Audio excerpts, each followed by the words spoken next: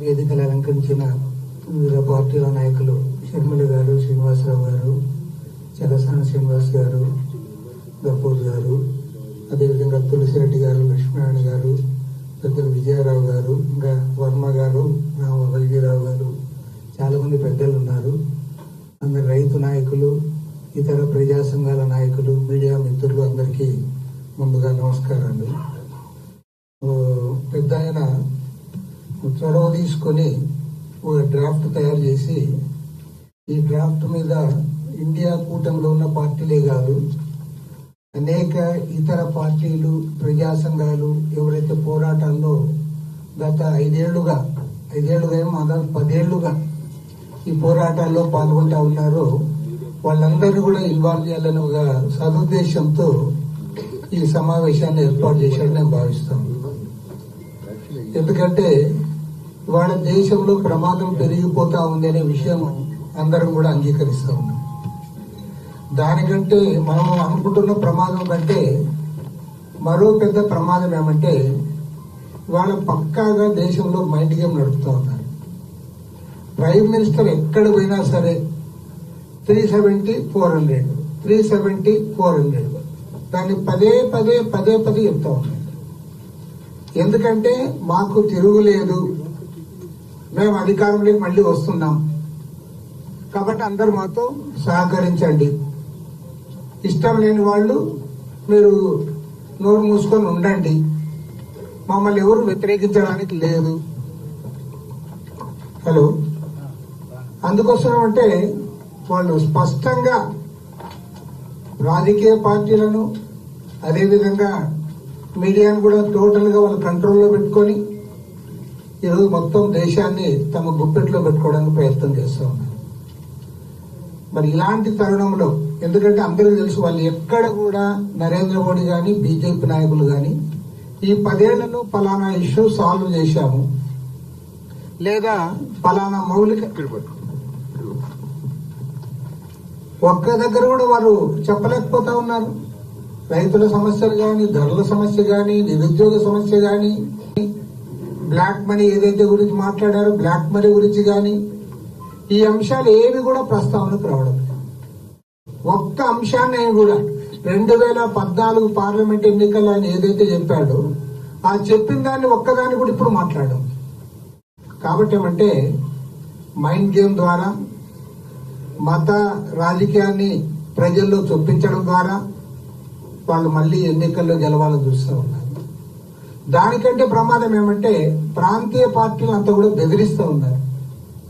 నేను గ్యారంటీ చెప్తా, మన ఆంధ్రప్రదేశ్ లో చెప్తా ఉన్నా, ఇవాళ జగన్మోహన్ రెడ్డి గాని చంద్రబాబు నాయుడు గాని ఇద్దరు కూడా జీ హుజూర్ అంటా ఉన్నారంటే భయపడే, పక్కా భయపడి వాళ్ళు పల్లకి మోస్తా ఉన్నారు. నిజంగా నేను ఇంకోటి కూడా చెప్తా, రేపు పొరపాటున లేదంటే వాస్తవం మనం కోరుకుంటున్నట్లుగా 200 సీట్లకు తక్కువ బీజేపీకి వస్తే ఏ పార్టీ కూడా బీజేపీ దగ్గర పోదు. ఎన్డీఏ కూటమిలో ఉండే పార్టీలే ముందు తిరుగుబాటు చేస్తాయి. కారణం ఏమంటే అందరినీ బెదిరించి తమతో పెట్టుకున్నారు. పక్కాగా బెదిరింపు రాజకీయం. సిబిఐ ఇక్కడ జగన్మోహన్ రెడ్డి మనం రోజు విమర్శిస్తున్నాం, ఇతను ఓన్లీ సిఐడి పెట్టుకున్నాడు. వాళ్ళు సిబిఐ, ఎన్ఫోర్స్మెంట్ డైరెక్టరేట్, అదేవిధంగా ఐటీ రైట్స్, ఈవెన్ జ్యుడిషియరీ కూడా వాళ్ళ కంట్రోల్లో పెట్టుకున్నారు. భయపడి ఒంటికి పోసుకుంటారు. కాబట్టి ఏమంటే ఆయా రాష్ట్రాల్లో ఆ పార్టీలకు బలం ఉన్నా సరే బెదిరిపోయి ఇవాళ జీవోజర్ అంటూ పనిచేస్తూ ఉన్నారు. కాబట్టి ఏమంటే ప్రత్యేకించి మన రాష్ట్రంలో అసెంబ్లీ ఎన్నికలు కూడా జరుగుతూ ఉన్నాయి. కాబట్టి మనం అవునన్నా కాదన్నా పార్లమెంట్ ఎన్నికల కంటే ఎక్కువ అసెంబ్లీ ఎన్నికలపైన చర్చ జరుగుతుంది. ఇక్కడ ఢిల్లీలో ఎవరు అధికారంలోకి వస్తున్నారు అనే అంశాన్ని మనం ఎక్కువ మాట్లాడతాం. కానీ ఇవాళ మన రాష్ట్రంలో ఉన్న తెలుగు మీడియా గాని, తెలుగు పత్రికలు గాని, లేదా ఈ ప్రాంతీయ పార్టీలు గాని ఆ ఢిల్లీ ఏమో సంబంధం లేదన్నట్లు అంతా కూడా ఇది ఆంధ్ర చుట్టే చెప్తా ఉన్నారు. అందుకోసమే నేను ఒక ఎగ్జాంపుల్ చెప్తాను. మన చిలుకలూరుపేటలో ప్రైమ్ మినిస్టర్ మీటింగ్ జరిగితే ఆ ప్రైమ్ మినిస్టర్ మనం చెప్తాను ఆయన ప్రత్యేక హోదా గురించి మాట్లాడలే, విశాఖ స్టీల్ ప్లాంట్ గురించి మాట్లాడలే, అదేవిధంగా అమరావతి రాజధాని గురించి కూడా మాట్లాడలేదు అని మనం చెప్తా ఉంటే వాళ్ళ ఏడుపు వేరే ఉంది. ఇతను జగన్మోహన్ రెడ్డి బాగా తిట్టలేదు, లేదంటే చంద్రబాబు నాయుడు గద్దెనెక్కిస్తానని చెప్పలేదు.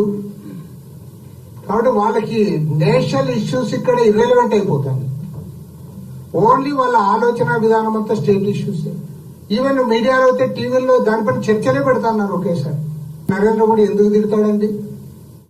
నరేంద్ర మోడీకి 10 ఏళ్ల కాలంలో చంద్రబాబు నాయుడు కంటే బాగా సపోర్ట్ చేశాడు. చంద్రబాబు నాయుడు అని అప్పుడప్పుడు ఎదురు తిరిగాడు, కొన్ని సందర్భాల్లో అతను పెళ్ళాన్ని కూడా తిట్టాడు, అసెంబ్లీలోనే తిట్టాడు.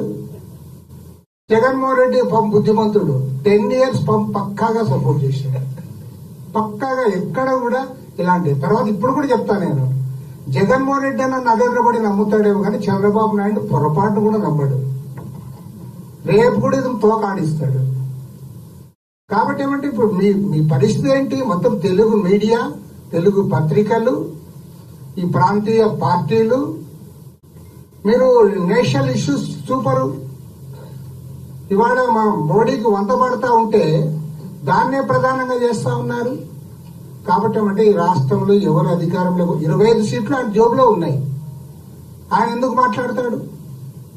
మనము 29 రాష్ట్రాల్లో ఒకటి మనము ఆలోచించాల్సింది ఏమంటే, కేరళలో ఏం జరుగుతుందో దానికి క్వైట్ కాంట్రాస్ట్ ఆంధ్రప్రదేశ్ లో జరుగుతుంది. కేరళలో 20 పార్లమెంట్ సీట్లు ఉన్నాయి. అక్కడ యూడీఎఫ్ గెలిచినా ఎల్డీఎఫ్ గెలిచినా అందరు కూడా అగెనెస్ట్ మోడీనే ఉంటున్నారు. ఇక్కడ 25 పార్లమెంట్ సీట్లు ఉన్నాయి. ఇక్కడ తెలుగుదేశం గెలిచినా వైఎస్ఆర్ గెలిచినా మొత్తం 25 మంది వారికే మద్దతు ఇస్తూ ఉన్నారు, మోడీకే మద్దతు ఇస్తూ ఉన్నారు. కాబట్టి దీన్ని మార్చాలి.